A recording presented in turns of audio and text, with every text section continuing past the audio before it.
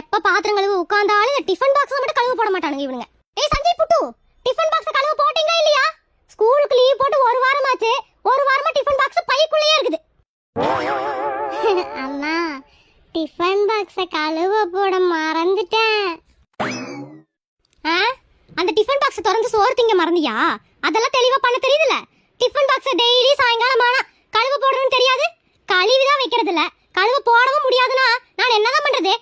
அம்மா, நான் கொஞ்சம் பிஸியா இருந்தேனா அதான் மறந்துட்டேன். என்னம்மா பேசிட்டு இருக்கும்போது அடிச்சிட்டீங்க?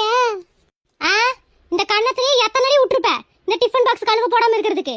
ஆனாலும் உனக்கு உரைக்குதா? நீ மறந்துட்டா அதே வேலையை திரும்ப பண்ணுவ.